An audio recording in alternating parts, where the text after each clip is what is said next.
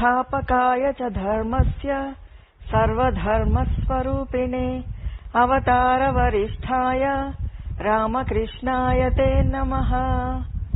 जननीं शारदां देवीं रामकृष्णं जगद्गुरुं पादपद्मे तयोः श्रित्वा प्रणमामि मुहुर्मुहुः। नमः श्रीयतिराजाय विवेकानन्दसूरये सच्चित्सुखस्वरूपाय स्वामिने तापहारिणे। गुरुर्ब्रह्मा गुरुर्विष्णुः गुरुर्देवो महेश्वरः गुरु साक्षात् परं ब्रह्म तस्मै శ్రీ గురవే నమః। శ్రీమద్ రామాయణము అయోధ్యకాండలోని 61వ సర్గ నుంచి 70వ సర్గ వరకు కల అంశాలను ఈరోజు పరిశీలిద్దాం. అందరినీ ఆనందింపచేసేవారు శ్రేష్ఠుడు ధర్మనిరతుడు అయిన రాముడు వనవాసానికి వెళ్లగా ఎంతో దుఃఖితురాలై ఏడుస్తున్న కౌసల్యాదేవి తన భర్తతో ఇలా అంటారు: ఓ మహారాజా, శ్రీరాముడు మిక్కిలి దయాళువు, ఉదార పురుషుడు, ప్రియభాషి అని ముల్లోకాల్లోనూ మీ ఘనకీర్తి వ్యాపించింది. అయినా కూడా శ్రీరాముణ్ణి అడవులకు పంపి అంతకు మించిన అపకీర్తిని మూటగట్టుకున్నారు. సీతాదేవి మిక్కిలి సుకుమారి, సుఖాలను అనుభవించవలసిన ఈ సమయంలో తీవ్రమైన చలికి వేడికి అక్కడ ఎలా తట్టుకోగలదు? ఓ రాజా, నువ్వు కైకేయి చెప్పుడు మాటలను విని ఏమాత్రం ముందు వెనకలు ఆలోచించకుండా జాలి లేనివాడవై నా ఆత్మీయులైన సీతారామ లక్ష్మణులను అడవుల పాలు చేశావు. సుఖార్హులైన ఆ చిన్నారులు నీ కారణంగా ఇప్పుడు అరణ్యంలో దీనులై తిరుగుతున్నారు. శ్రీరాముడు 14 సంవత్సరాల వనవాస దీక్షను ముగించుకుని 15వ సంవత్సరం తిరిగి వచ్చిన తర్వాత కూడా భరతుడు ఆయనకు రాజ్యాన్ని, కోశాగారాన్ని అప్పగిస్తాడని గట్టిగా చెప్పడానికి వీల్లేదు. ఒకవేళ భరతుడు రాజ్యాధికారాన్ని అన్నకు అప్పగించినా కూడా దానిని శ్రీరాముడు స్వీకరించడు. తమ్ముడు అనుభవించిన రాజ్యాన్ని సద్గుణ శ్రేష్ఠుడైన అన్న ఎట్టి పరిస్థితుల్లోనే స్వీకరించడు. లోకాలన్నీ కూడా కట్టగట్టుకుని వచ్చి యుద్ధంలో ఎదిరించినా కూడా శ్రీరాముడు భయపడ్డు. ఆ ధర్మాత్ముడు అధర్మ మార్గంలో సంచరించే ఈ లోకాన్ని ధర్మ మార్గంలో నడిపిస్తాడు. అలాంటి రాముడు స్వయంగా అధర్మాన్ని ఆచరించాడు కదా. కాబట్టి కపటోపాయాలచే రాజ్యాన్ని ఆయనకు దక్కకుండా చేసినా కూడా పితృవాక్య పాలన రూప ధర్మానికి కట్టుబడి ఆయన దానిని ఎదిరించలేదు. అలాంటి రఘురాముడు తండ్రివైన నీచేత వంచబడ్డాడు. రక్షణ విషయంలో స్త్రీకి పతియే గతి. అతడు ఆదుకొనప్పుడు ఆమెను రక్షించవలసిన వాడు కుమారుడే. పుత్రుణ్ణి వలన రక్షణ కరువైనప్పుడు ఆమెను ఆదుకోవలసిన వారు జ్ఞాతులు, అంటే ఆమె తల్లిదండ్రులు.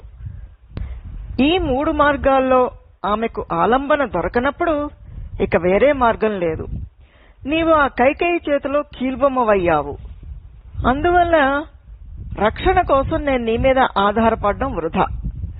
కుమారుడైన శ్రీరాముడేమో వనముల పాలయ్యాడు. దూరమైపోయినందున నన్ను ఆదుకునే జ్ఞాతులు లేరాయే. పతిని విడిచి నేను వనాలకు వెళ్లడానికి ఇష్టపడను. నీవు నన్ను అన్ని విధాలుగా కూడా మృతప్రాయాన్ని చేసి ఉన్నావు. నీవు నాకును సీతారామ లక్ష్మణులకు అండ లేకుండా చేశావు. పౌరులు జీవచ్ఛవాలుగా మిగిలిపోయారు. చివరికి నువ్వు కూడా ఏకాకివైపోతావు. ఫలితంగా నీ కుమారుడైన భరతుడు, నీ భార్య కైకేయి మాత్రమే సంతోషంగా ఉంటారు అంటూ కౌసల్య పలికిన దారుణ వచనాలను విని ఎంతో దుఃఖితుడైన దశరథ మహారాజు హా రామా అంటూ వాపోతూ స్పృహ లేకుండా పడిపోయాడు. చాలాసేపటికి స్పృహలోకి వచ్చిన తరువాత తాను చేసిన దుష్కృత్యము జ్ఞప్తికి రాగా వేడి నిట్టూర్పులు వదులుతూ తన పక్కనే ఉన్న కౌసల్యాదేవిని చూసి మళ్ళా ఇలా ఆలోచించడం మొదలుపెట్టారు.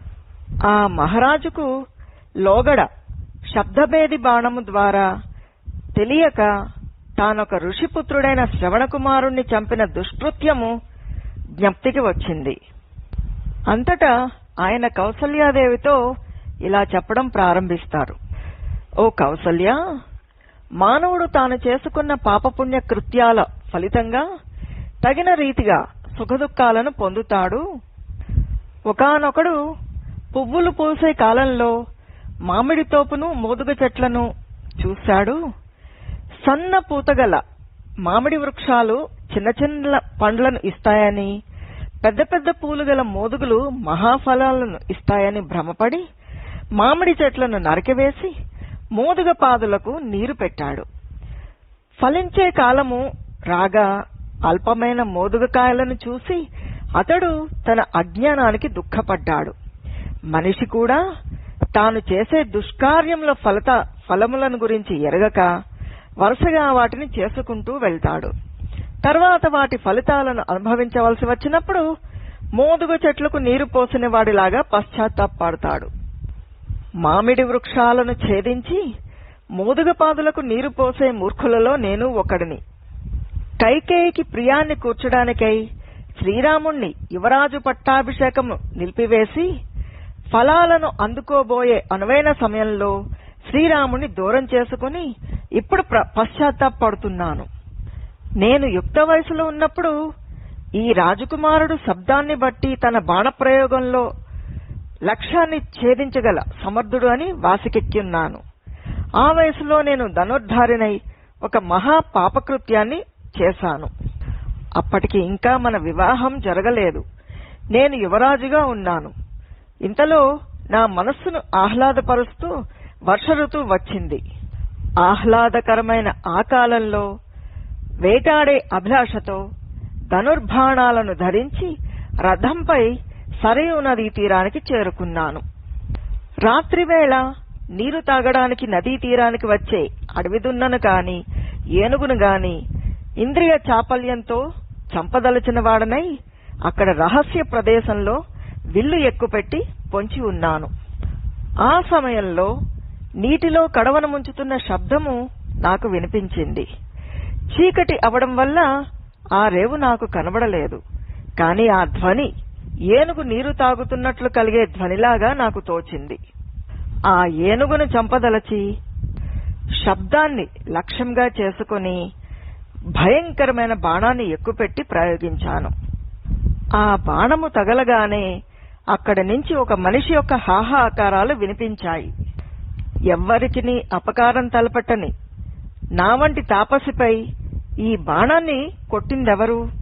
నేను ఎవరికీ ఏమీ అపకారం చేసి ఉండలేదే. నేను మరణం గురించి అంతగా బాధపడడం లేదు. నేను మరణించినచో నా తల్లిదండ్రులు ఏమైపోతారో అనేదే నా తపన. ఆ వృద్ధ దంపతులను ఎంతో కాలం నుంచి సేవిస్తూ వస్తున్నాను. నేను ఇలా మరణిస్తే వారి గతి ఏమవుతుంది? వారికి దిక్కెవరు? నేను ప్రాణాలను కోల్పోతే వారు కూడా అసువులు వేయడం తథ్యం.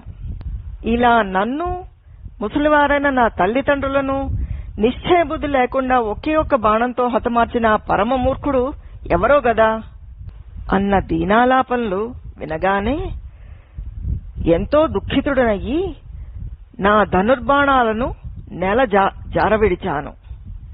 కాళ్ళు చేతులు ఆడక ఎంతో వికల మనస్కుడనై ఆ ప్రదేశానికి చేరుకున్నాను. అక్కడ సరయూ నదీ తీరంలో నా బాణపు దెబ్బకు గురైన ఒక ఋషికుమారుణ్ణి చూశాను. భయంతో వ్యాకుల చిత్తుడనై అక్కడికి చేరగా అతడు తీవ్రమైన తేజస్సు గల చూపులతో నన్ను దహించేస్తున్నట్లుగా చూసి క్రూరంగా ఇలా అన్నాడు. ఓ మహారాజా, నేను ఈ వనాల్లో నివసిస్తూ ఉన్నాను. నా తల్లిదండ్రుల దాహాన్ని తీర్చే నిమిత్తము జలాన్ని తీసుకువెళ్లడానికి ఈ తీరానికి వచ్చాను. నేను మీకు ఏమి అపకారం చేశాను? ఎందుకు నన్ను బాణాలతో కొట్టారు? ఒకే ఒక్క బాణంతో నా ఆయువు పట్టుపై దెబ్బతీశారు. ఈ దెబ్బతో నేను మృతి చెందడం వలన అంధులు వృద్ధులు అయిన నా తల్లిదండ్రులు ఇద్దరూ కూడా మరణిస్తారు. ఇది తథ్యము. వారు మిక్కిలి శక్తిహీనులు, గుడ్డివారు, దాహంతో నా కోసం నిరీక్షిస్తూ ఉన్నవారు. వారి కుమారుడనైన నేను జలాన్ని తీసుకువచ్చి తమ దాహాన్ని తీరుస్తానని గంపడాసతో ఎదురుచూస్తూ ఉన్నారు. ఓ దశరథ మహారాజా, వెంటనే నువ్వు మా తండ్రి దగ్గరకు వెళ్లి జరిగిన వృత్తాంతాన్నంతా కూడా ఆయనకి తెలుపుము. లేకపోతే ఆ మహర్షి క్రుద్ధుడై చెలరేగిన దావాగ్ని అడవిని నిన్ను కూడా దహించి వేస్తుంది. ఇక్కడికి సమీపంలోనే నా తండ్రి ఆశ్రమం ఉంది. వెంటనే అక్కడికి వెళ్లి ఆయన్ను ప్రసన్నుడిగా చేసుకో. లేకపోతే ఆయన కుపితుడై నిన్ను శపించగలడు అంటూ పలికి శ్రవణకుమారుడు తన గుండెల్లో గుచ్చుకున్న బాణాన్ని తొలగింపచేయమని దశరథుణ్ణి కోరతారు. దశరథుడు ఆ బాణాన్ని లాగిన వెంటనే అతడు దశరథుడి కేసి చూస్తూ ప్రాణాలు విడిచిపెడతాడు. ఇలా మిక్కిలి బాధాకరమైన ఆ మునిబాలుడి యొక్క మృతిని గుర్తు తెచ్చుకుంటూ ఎంతో విలపిస్తూ దశరథ మహారాజు తిరిగి కౌసల్యతో ఇలా అంటారు. ఓ దేవి, అజ్ఞానవశంన నేను ఇలాంటి మహాపాపం చేయడం చేత ఎంతో వ్యాకులపాటుకు లోనయ్యాను. మునికుమారుణ్ణి చంపిన ఈ మహాపాతకం నుంచి విముక్తుడవడం ఎట్లు అంటూ నాలో నేను ఒంటరిగా ఆలోచించుకోసాగాను. తరువాత అక్కడున్న పాత్రలో నీరు నింపుకుని దానిని తీసుకుని మునిపుత్రుడు తెలిపిన బాటను బట్టి తిన్నగా ఆశ్రమానికి చేరుకున్నాను. నా అడుగుల చప్పుడు విన్న ఆ ముని, నాయనా కుమారా, ఇంత ఆలస్యం చేశావెందుకు? త్వరగా నీటిని తీసుకురా, దాహాన్ని తీర్చుకుంటాము అంటూ ఉన్న ఆ మునిని చూసి ఎంతో భయం కలిగింది. నాలుక తడబడింది. చివరికి మాటలు దిగమింగుతూ అస్పష్టంగా ఆయనతో జరిగిన సంగతిని చెప్పాను. నా అజ్ఞానము వలన నేను మీ సుతుడి మృతికి కారణమయ్యాను. ఇక మీదట నన్ను అనుగ్రహిస్తారో శపిస్తారో మీ దయ అంటూ నేను చేసిన దుష్కృత్యాన్ని గూర్చి పశ్చాత్తాపడుతూ పలికిన క్రూర వచనాలను ఆ పూజ్య మహర్షి విన్నారు. అందువల్ల అతడు నాకు తీవ్రమైన దుఃఖాన్ని కలిగింపకుండా ఉండలేకపోయాడు. శపించడానికి సిద్ధమయ్యాడు. ఓ రాజా, నువ్వు చేసిన ఈ మహాపాపకృత్యాన్ని గూర్చి స్వయంగా నాకు చెప్పి ఉండకపోతే నీ తల 1000 కొలది వక్కలై ఉండేది. ఓ ప్రభు, క్షత్రియుడు బుద్ధిపూర్వకంగా వానప్రస్థుణ్ణి చంపి ఉంటే అతడు ఇంద్రుడంతటి వాడైనా కూడా పదవీ భ్రష్టుడు కాక తప్పదు. ఈ దుష్కృత్యాన్ని నీవు తెలియక చేసావు కాబట్టి బతికిపోయావు. అలా కాక నీవిది తెలిసి చేసి ఉంటే నీవే కాదు, నీ ఇక్ష్వాకు వంశమే నశించి ఉండేది. ఓ రాజా, మా పుత్రుణ్ణి చూడాలని కోరుకుంటున్నాము. అతడు పడి ఉన్న చోటుకు వెంటనే మమ్మల్ని తీసుకొనిపో. మాకు చివరి చూపైనా దక్కించు అని దుఃఖిస్తూ నా దంపతులను నేనొక్కడినే సరయూ నదీ తీరానికి తీసుకుని వెళ్లాను. ఆ తీరంలో చనిపోయి నేలపై పడున్న మునిబాలుని శరీరాంగాలన్నీ కూడా రక్తసిక్తాలై ఉన్నాయి. ఆ ఋషి దంపతులు తమ పుత్రుని కడకు చేరుకుని అతన్ని స్పృశిస్తూ దుఃఖాన్ని ఆపుకోలేక ఆ ఇద్దరూ కూడా అతడి కళేబరంపై పడ్డారు. ఓ కుమారా, నువ్వు ఏ పాపము ఎరుగని వాడవు. పాపాత్ముడైన దశరథుడి చేతిలో హతుడైన వాడవు. అందువల్ల శస్త్రయోధులు చేరే ఉత్తమ లోకాలు నీకు ప్రాప్తిస్తాయి. రణరంగంలో వెన్ను చూపక శత్రువును ఎదిరించి అసూలు వీడిన సూర్యులు చేరే పుణ్యలోకాలకు నువ్వు చేరగలవు. తపోనిష్ఠ గలవారు జన్మించిన వంశంలో పుట్టినవాడు సద్గతినే పొందుతాడు. కాని ఋషిపుత్రుడనైన నిన్ను చంపినవాడు దుర్గతి పాలవుతాడు అంటూ ఆ బాలుని తండ్రి పుత్రశోకంతో కన్నీరు మున్నీరుగా విలపించాడు. అనంతరం అతడు తన భార్యతో కలిసి మృతుడైన తన పుత్రుడికి సద్గతులు కలగడానికై జలాంజలులను సమర్పించాడు. అంతటా ఆయన సమీపంలోనే అంజలి ఘటించి ఉన్న దశరథుడితో ఇలా అంటారు. ఓ మహారాజా, క్షత్రియుడవైన నువ్వు అజ్ఞాన కారణంగా వైశ్యవంశానికి చెందిన ముని బాలకుణ్ణి చంపావు. అందువల్ల నిన్ను బ్రహ్మహత్యా పాతకం అంటదు.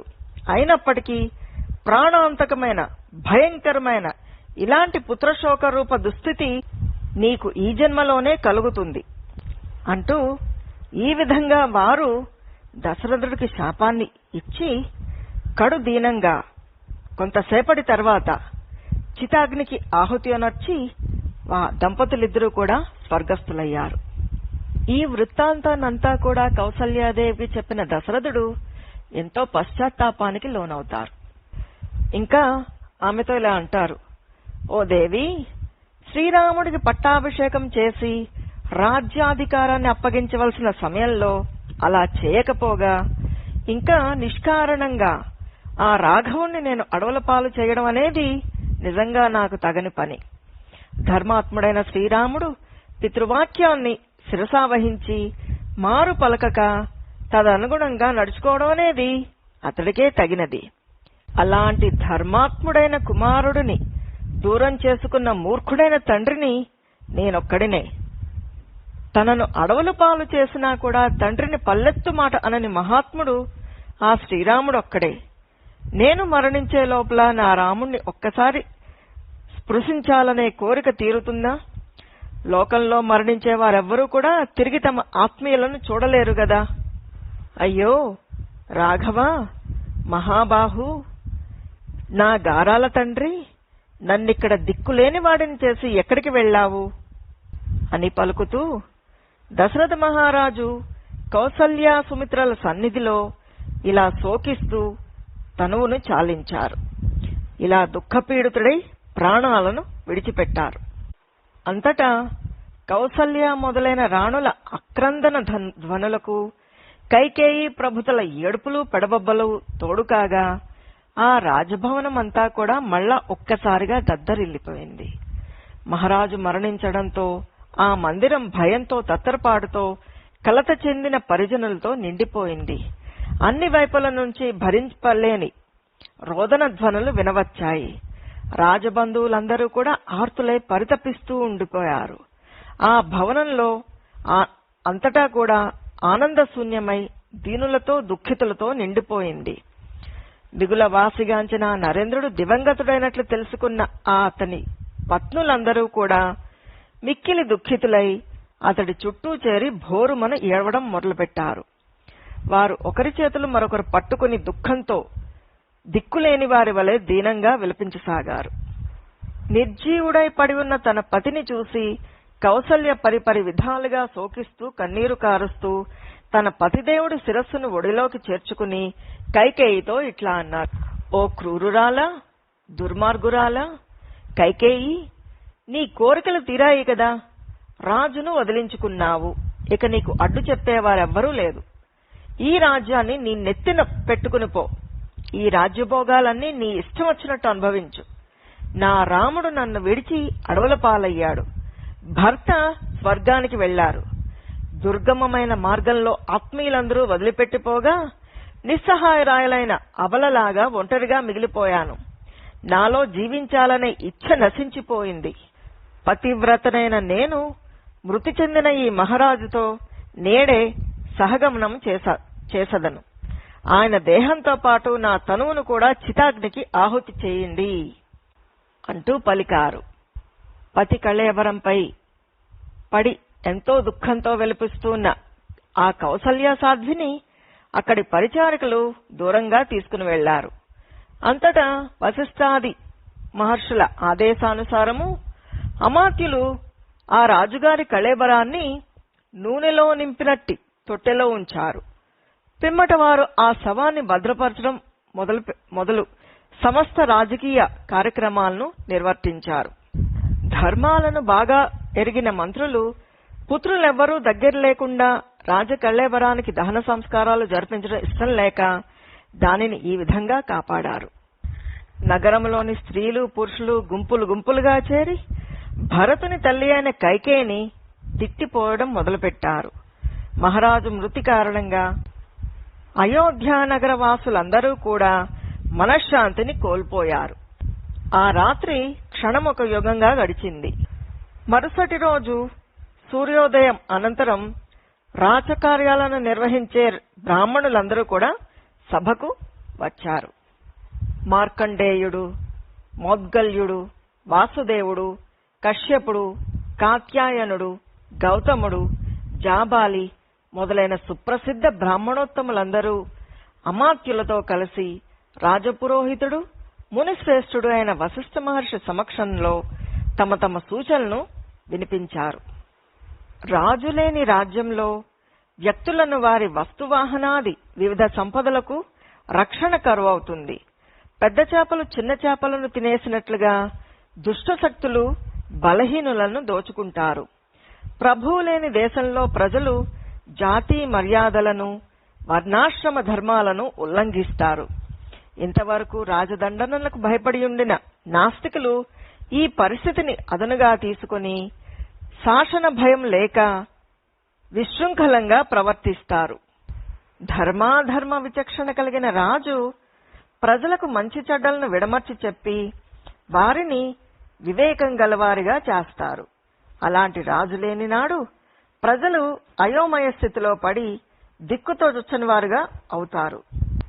ఓ బ్రహ్మర్షి, వశిష్ఠ మహర్షి, మీతో మేము ఇంతవరకు విన్నవించుకున్న విషయాలను, అంటే రాజు లేకపోతే రాజ్యంలో ఏర్పడే అల్లకల్లోల పరిస్థితులను బాగా పరిశీలించి ప్రభువు లేని దేశము అడవిగా మారుతుంది అనే అంశాన్ని దృష్టిలో పెట్టుకుని ఇక్ష్వాకు వంశస్థులైన దశరథుడి సుతులలో ఉదారుడైన వాడిని ఈ కోసల దేశానికి రాజుగా పట్టాభిషిక్తుణ్ణి గావించండి అంటూ మార్కండేయుడు మొదలైన ఋషులు వశిష్ఠ మహర్షికి విన్నవించుకున్నారు. మార్కండేయాది ఋత్విజుల వచనాలను ఆలకించిన తరువాత వశిష్ఠ మహర్షి అక్కడికి చేరి ఉన్న మిత్రులు, ప్రముఖులైన మంత్రులు, బ్రాహ్మణులు మొదలైన వారందరినీ ఉద్దేశించి ఇలా పలికారట. ప్రస్తుతం భరతుడు తన సోదరుడైన శత్రుఘ్నుడితో కలిసి రాజగృహము అనే నగరంలోని మేనమామ గారి ఇంట్లో హాయిగా నివసిస్తూ ఉన్నాడు. అందువల్ల వీరులైన ఆ భరత శత్రుఘ్నులను తీసుకురావడానికై వేగంగా సాగిపోగల గుర్రాలపై త్వరగా వెళ్లగల దూతలను అక్కడికి పంపించాల్సి ఉంటుంది. మహారాజు గారే భరతుణ్ణి యువరాజుగా చేయడానికి నిశ్చయించుకుని ఉన్నారు కాబట్టి ఇప్పుడు మనం ప్రత్యేకంగా ఆలోచించవలసిందేమీ లేదు అంటూ వశిష్ఠ మహర్షి ఇచ్చిన సూచనను సభలోని వారందరూ కూడా ఆమోదించారు. అనంతరం ఆ మహర్షి దూతలతో ఇట్లా అన్నారట.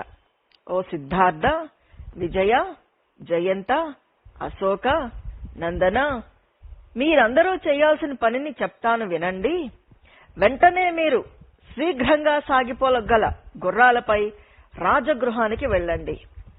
నామమాత్రంగానైనా మీ ముఖాలపై శోక చిహ్నాలను కనబడనివ్వద్దు. నా ఆజ్ఞగా ఈ మాటను భరతుడికి తెలపండి.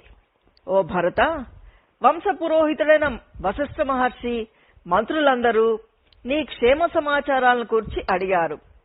త్వరగా నువ్వొక పని చేయవలసి ఉంది, వెంటనే బయలుదేరి రావాల్సింది అంటూ మీరు అక్కడికి వెళ్లిన తర్వాత చెప్పండి. అలాగే శ్రీరాముడి వనవాస విషయం గాని, దశరథ మహారాజు మరణవార్తను గాని వారికి తెలపవద్దు. రఘువంశజులకు ఎదురైన ఈ ఆపదను గూర్చి పొరపాటుగానైనా ప్రస్తావించద్దు. కేకయ్య రాజు కోసము, భరత శత్రుఘ్నుల కోసము పట్టు వస్త్రాలను, అమూల్యమైన ఆభరణాలను కానుకలుగా తీసుకుని వెళ్ళండి అంటూ వశిష్ఠుడి ఆజ్ఞను శిరసావహించిన దూతలు తమ పనులన్నిటినీ ముగించుకుని త్వరగా బయలుదేరారు. సుదూర ప్రయాణము చేసి ఆ దూతల యొక్క గుర్రాలు అలసిపోయి ఉన్నా కూడా వారు మిక్కిలి శీఘ్రంగా కేకయ్య రాజ్య మహానగరమైన గిరివ్రజపురానికి చేరుకున్నారు. మృతుడైన దశరథుని ఆత్మశాంతి కోసము, ఇక్ష్వాకు వంశస్థుల రక్షణ కోసము, ఆ ప్రభువుల వంశం యొక్క పేరు ప్రతిష్టలు నిలపడానికై ఆ దూతలు ఆదరాభిమానాలతో రాత్రివేళ అయినప్పటికీ ఆ పురానికి త్వరగా చేరుకున్నారు. ఇలా వశిష్ఠ మహర్షి పంపిన దూతలు గిరివ్రజపురంలో ప్రవేశించిన రాత్రే భరతుడు ఒక దుస్వప్నాన్ని కాంచుతారు. రాత్రి గడిచి తెల్లారుతూ ఉండగా వచ్చిన ఆ అప్రియమైన అస్వప్నానికి దశరథ మహారాజు పుత్రుడైన భరతుడు ఎంతో మానసిక వేదనను అనుభవిస్తూ ఉంటాడు. చింతాగ్రస్తుడై ఉన్న అతడి తీరును గమనించి ఆయన ప్రియమిత్రులు అతడి మనోవేదనను తొలగించడానికై సభను ఏర్పాటు చేసి కథలు చెప్పడం ప్రారంభిస్తారు. భరతుడికి మనశ్శాంతి కూర్చడానికే వారు వీణా వేణునాదాలను వినిపిస్తూ ఉన్నారు. కొందరు మనోహరములైన వివిధాలైన నృత్యాలను, రసరంజకములైన నాటికలను ప్రదర్శించారు, హాస్య ప్రసంగాలను గావించారు. కాని రఘువంశ శ్రేష్ఠుడు మహాత్ముడు అయిన ఆ భరతుడు తన ప్రియమిత్రులు వినోదార్థము హాస్య ప్రసంగాది కార్యక్రమాలు ఎన్ని నిర్వర్తించినా తన విచారం నుంచి బయటకు రాలేకపోయాడు. అప్పుడు ఆ స్నేహితుల మధ్య ఆసీనుడైన భరతుడితో ఒక ప్రియ సఖుడు, మిత్రమా, స్నేహితులందరూ నీ చుట్టూ చేరి ఉన్నప్పటికీ నువ్వు సంతోషంగా ఎందుకు లేవు అంటూ ప్రశ్నించాడు. అలా పలుకుతున్న ఆ స్నేహితుడికి భరతుడు ఈ విధంగా ప్రత్యుత్తరమిచ్చారు. మిత్రమా, ఈ నా దైన్యస్థితికి గల కారణం తెలుపుతాను విను.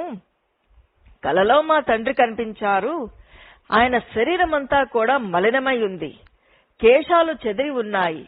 అతడు పర్వత శిఖరం నుంచి కలుషితమైన గోమయంతో కూడిన ఒక మడుగులో పడి ఉండడం చూశాను. ఆయన ఆ ఆవుపేడ మడుగులో కప్పలాగా ఈదుతూ ఉన్నాడు. అతడు పదే పదే నవ్వుతూ దోసెలతో తైలాన్ని త్రాగుతూ ఉన్నాడు. ఆయన నువ్వుల అన్నాన్ని తింటూ ఉన్నాడు. ఆయన శరీరమంతా కూడా నూనె అంటుకుని ఉంది. ఆయన తలకిందులుగా పదే పదే నూనెలో ములకలు వేస్తూ ఉన్నాడు. అదే స్వప్నంలో నీరు ఇంకిపోయి ఉన్న సముద్రాన్ని, ఆకాశం నుండి భూమిపై పడి ఉన్న చంద్రుణ్ణి చూశాను. చీకట్లు కమ్ముకుంటూ ఉన్న నాకు భూమి కనపడకుండా ఉన్నదాయే. రాజవాహనమైన భద్రగజం యొక్క దంతము ముక్కలు ముక్కలై పోయింది. ఉవ్వెత్తున ప్రజ్వరిల్లిన అగ్ని చల్లారిపోవడం చూశాను. భూమి కృంగిపోవడం, చెట్లన్నీ ఎండిపోవడం, పర్వతాలు భద్రవుతుండగా వాటి నుండి తెరలుగా పొగలు రావడం చూశాను. వికారమైన ముఖం గల ఒక స్త్రీ, రాక్షస స్త్రీ, రక్తవస్త్రాలను దాల్చి రాజును చూసి నవ్వుతూ ఆయనను లాగుతూ ఉండడం గమనించాను. ఈ విధంగా ఈ రాత్రియందు వేకువజామున భయంకరమైన ఒక కల కన్నాను. దీని ఫలితంగా నేను, రాముడో, మహారాజో, లక్ష్మణుడో మరణించడం తథ్యం.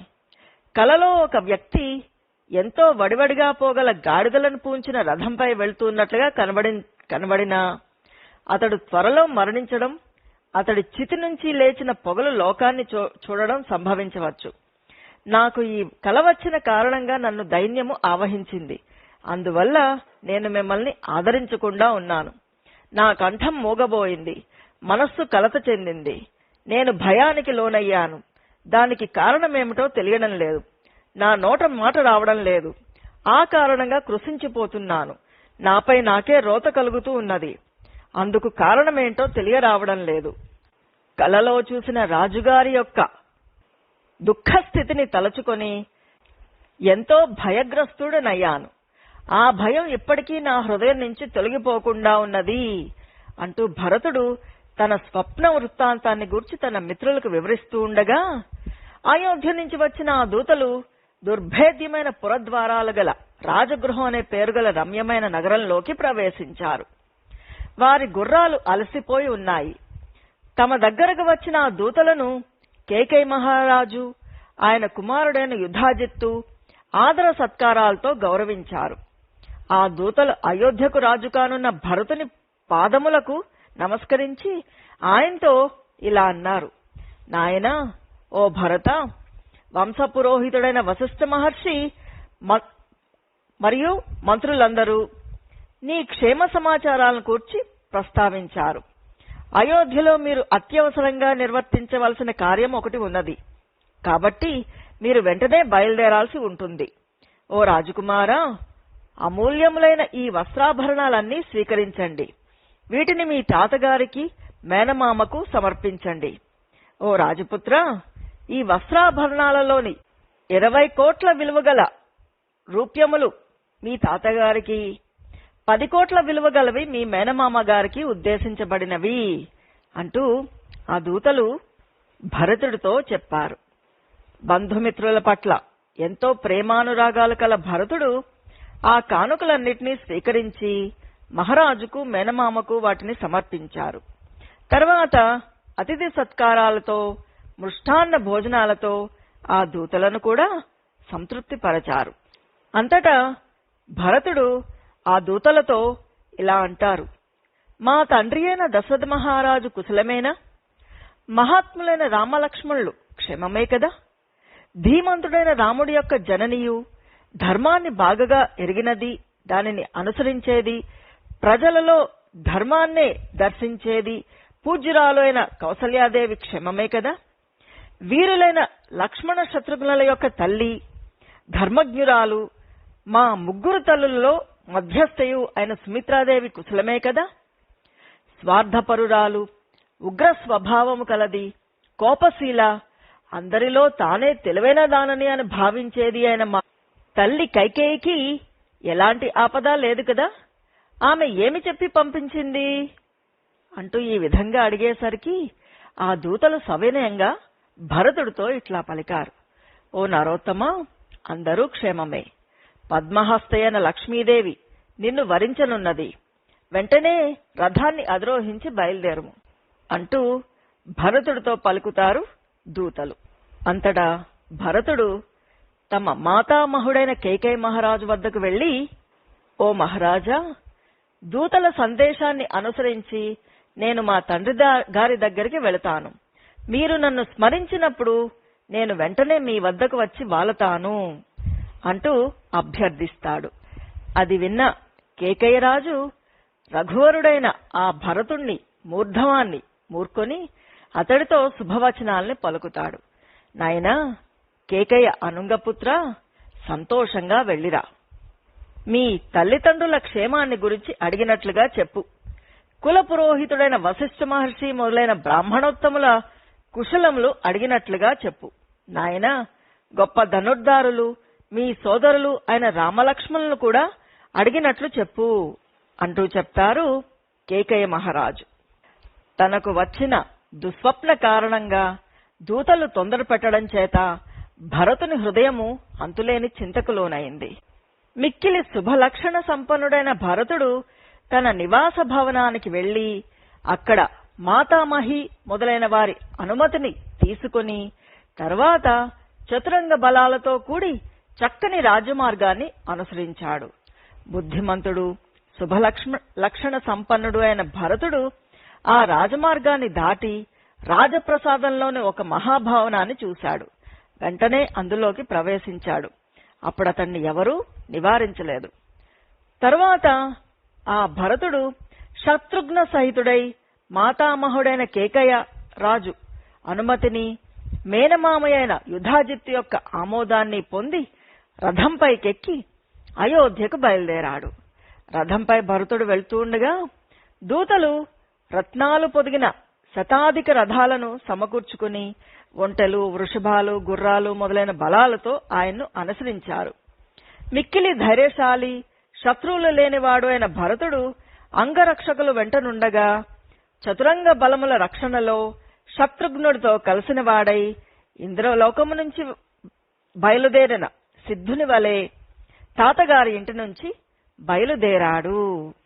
ఇక్కడితో 70వ సర్గ పూర్తయినది. హరి ఓం తత్సత్. శ్రీరామకృష్ణార్పణమస్తు.